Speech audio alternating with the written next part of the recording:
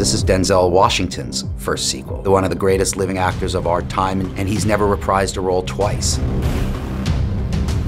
Myself and Denzel talked a lot about, let's just make one the best movie we can make. And when we decided to do two, it was Richard wrote a really good script and a character that remained true to what we created. And that was really the thing that I think made it interesting for Denzel.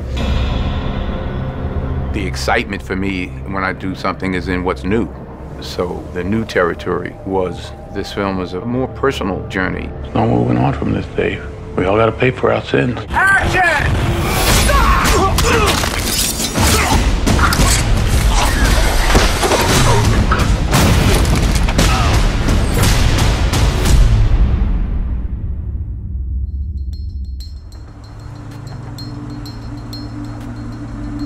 I think we are making Equalizer 2 because people see the real human quality of Robert McCall. Everything has a reason, everything is based in reality, everything is grounded. Denzel insisted on that. Denzel insisted, I'm a human being. I am just about injustice, and I'm about righting the wrongs of people that can't. Stay off them corners, son. Denzel Washington is the man, you know? He's one of the actors that I've been looking up to for my entire career. McCall has a lot of sort of oddities about him, but there's a depth of meaning to everything that's there. And Denzel, he's such a pleasure to work with. Working with him is working with a consummate professional in a game where you don't always find those kind of people anymore. Every single time you get something a little bit different because he's able to read the camera, he's able to read the scene, he's able to read these actors in ways that, as a producer, I could never see. You just never know what Denzel is going to do. We were shooting the scene where he pops into the room, but he did it a different way every time, to where it's kind of like improvisation. Denzel just is always looking to be better. For him, it's all about the work. And he's constantly challenging. He challenges me, he challenges everyone. So he's inspiring. I've been in this business 40 years. I've never done anything a second time. But I was really excited about the storytelling. I just thought it was smart on Richard's part. With Denzel, this is one of the great, if not the greatest actor of our generation. So you tend to take that into account when you're writing scenes and dialogue, and you push yourself a little harder to be even more creative, smarter. But McCall's still doing what he's done, hiding in plain sight, helping others, trying to fill a gap in his own life.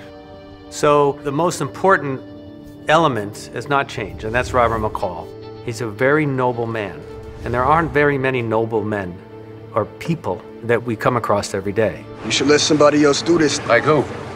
I don't know. Anybody. You're right. I guess anybody could do it, but nobody does, Miles. I really was interested in the father-son story between McCall and the young boy and helping him navigate a bit through life. I think that McCall definitely sees hope in this boy. I feel like this film represents hope in the hood. The relationship with Miles was very important for Denzel. He's very passionate about community and about what's happening out in the real world. You got a choice. You got talent. You got a chance, and I want to hear about your environment and what your mama didn't give you and the white man won't give you no shot. You got a chance. That was a big deal. That moment was a big deal for Denzel. You don't know what death is. You have no idea what death is. He's here to help people. He's not just out to get bad guys. In this case, he's mentoring Miles. Hey, yo, Mr. McCall. Why me? Why not you? But why me? Let's find out together.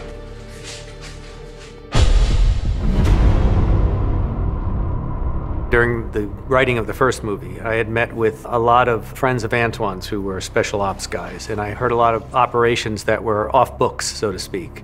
And I began to formulate this backstory for McCall that I would never really utilize in the first movie, but I had always thought and planned that we would peel out some of that information in the next one.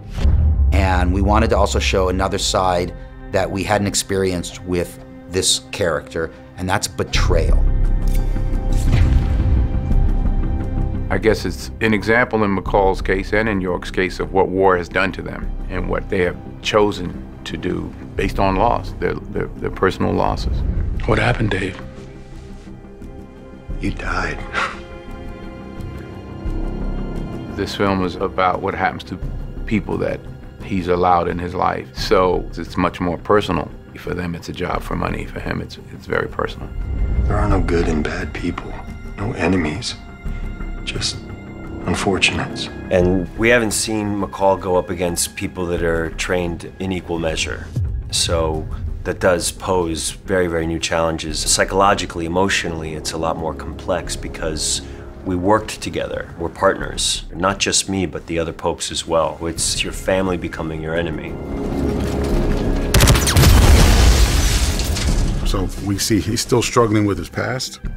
He's struggling with the death of his wife, and he's struggling with what he used to be. So this film takes you on that journey that leads you back to his home, but it's not an easy journey, and you literally have to go through a storm to find peace. Everybody loves Denzel Washington. Give me a box of popcorn, a movie with Denzel Washington, and I'm in. I mean, it's Denzel. And we had fun doing it. We had a great time with Robert McCall. And I think people do enjoy the myth of a guy like McCall that exists. I think he was always, for me and Richard, a dark angel.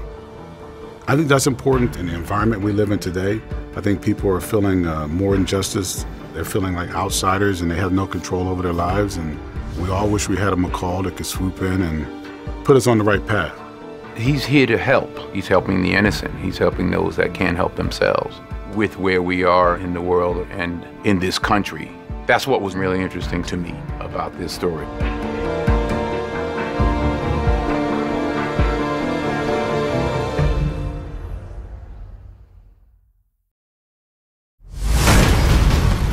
When you're doing a sequel, you better deliver with more exciting action. It's a mistake to go to war with us, McCall. Trying to make it feel honest and real and vicious. You got it backwards, Dave. You're going to war with me. And it's a chance to see Robert McCall exhibit more badassery.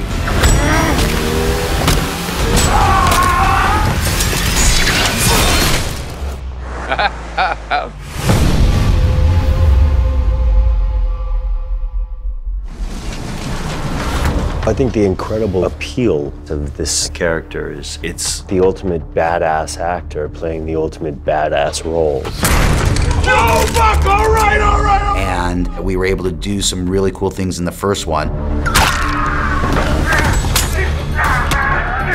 Robert McCall speeds very fast. We shoot it in a lot of cuts, because if he does it all at once, we'll never know what he did. And Robert McCall actually uses his hands. I get more conversations about the corkscrew through the guy's chin. More than anything else I've done. And in this movie, the equalizing sequences are very much in keeping with what Robert McCall does. He can assess a situation in milliseconds, decide distance and threats faster than anyone. And again, he's using the things in the environment, the things in the room. What Equalizer Vision is, as close as I can get with cinema to show how men of violence respond to chaos. We use the Phantom camera that shoots at about 500 frames per second, and that gives you the ability to slow time down.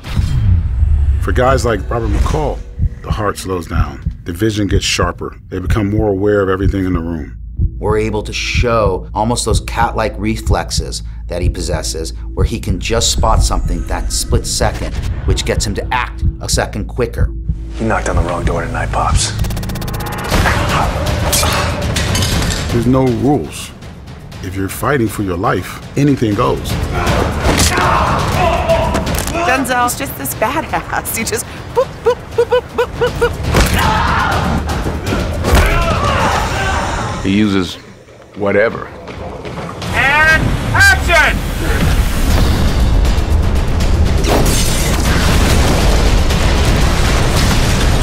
It actually is a fact that if you use a flashbang on top of flour, it will ignite. He uses his glasses. All these things I got from real guys. Like, there's nothing in the movie that can't happen.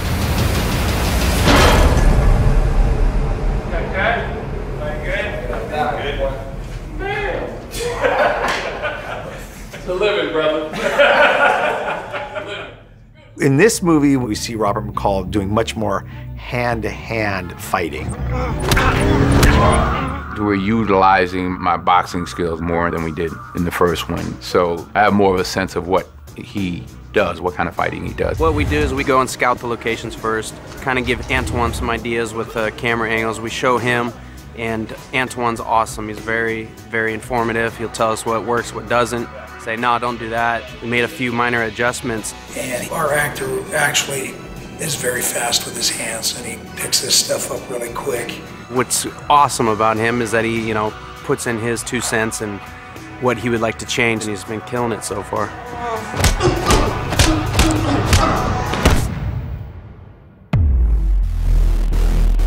Then we had a fight scene up on the real tower that was an old war tower. And our stunt guy, JJ, really wanted to do the stunt where they fall off this tower. And the wind was getting stronger off the ocean, so you have to worry about whether it's gonna blow a guy the wrong way. That was very challenging.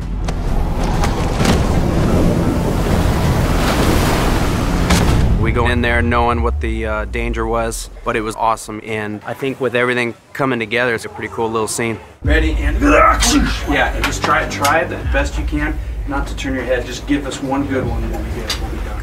All right, Antoine, ready to try one? 3, 2, We really have a good team of stuntmen, and we have a good team of stunt coordinators and trainers. And the work starts months in advance. So we spent a lot of time designing these action sequences to make them feel even more fucking cool than the first one.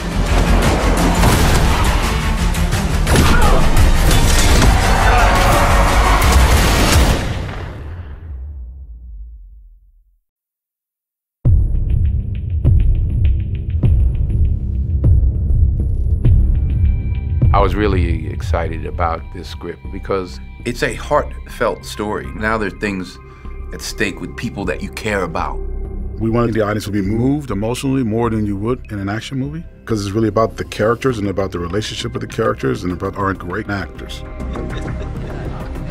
I love talking about our actors because we've got so many great ones, and these are professional actors who know how to lose themselves in character, and that's something that is invaluable.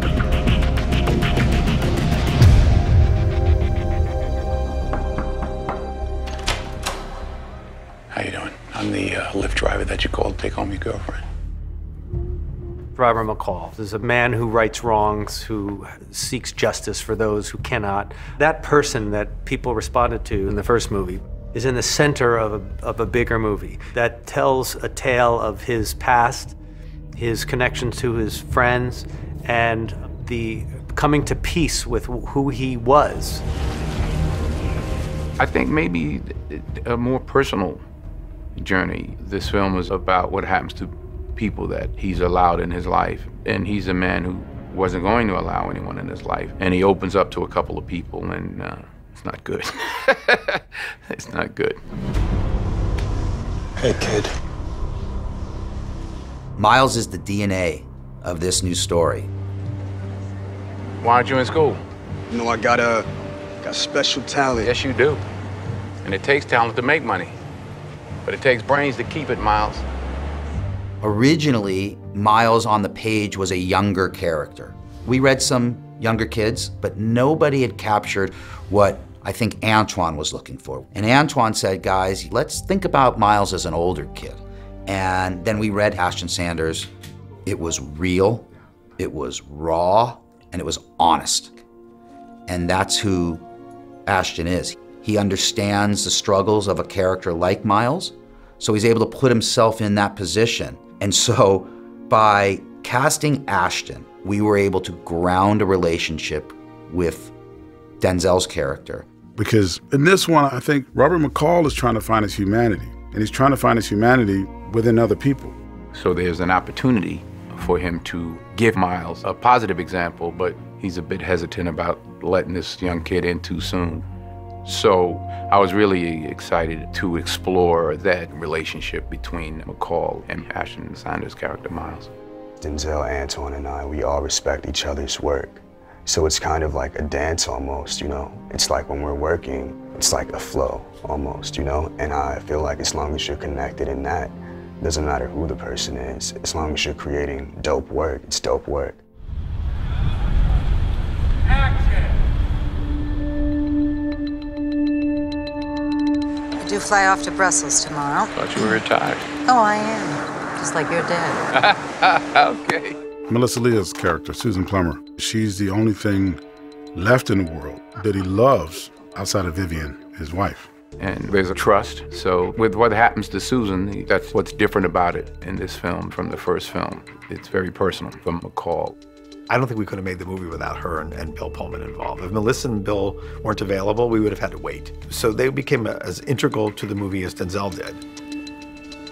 The first time that I worked with Antoine Fuqua in Olympus Has Fallen, he said very clearly to me that he wished there was more for me in the film and that he promised we would work again. And when he had another role, he called me. And now in this one, he has built this film around the character that he has me playing. And that is an honor, and it is not lost on me. This part, in many ways, is one of the few I've gotten to play where, in fact, it's written that Bill Pullman is my husband, and it's usually that the woman is somebody's something.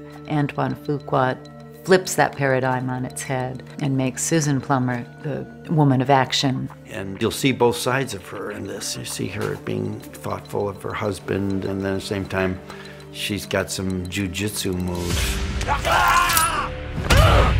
Melissa Leo wanted to show that she has some fight in her. Find out that she was pretty good too. She's tough as nails. And she's a great character. I see you downstairs at 6? You got it. And then we were trying to find somebody to beat York. You got to find an actor that's not going to be intimidated by Denzel Washington, you know? So when I found Pedro to play that role, it was very important to me that he had that strength. We read a lot of people, but Pedro's read was different in that he brought a warmth, and we knew when the betrayal is evident that it's actually going to have more impact. There is the moment where I encounter him and must process that he's been dead in my life for 7 years. And it's the first time the actors had met, in reality. And it's the first time they had seen each other in years, story-wise. So this amazing thing happened when we shot the scene. He filled the moment with a very powerful hug of friendship, which I thought was brilliant. That was not written on the page. That was what Denzel brought to it. From McCall's side and his backstory with York, they have a relationship. So for him, it's very personal. It does feel like jumping into a family. I'm really grateful to have been invited into it and treated the way that I've been treated, because I feel like I'm a part of the family. Same blood. Same blood. So I think that in this particular film, Robert McCall's trying to find his humanity by being a part of society, working around real people with real problems. And I think that's the thing, that he's much more connected emotionally to the characters that surround him.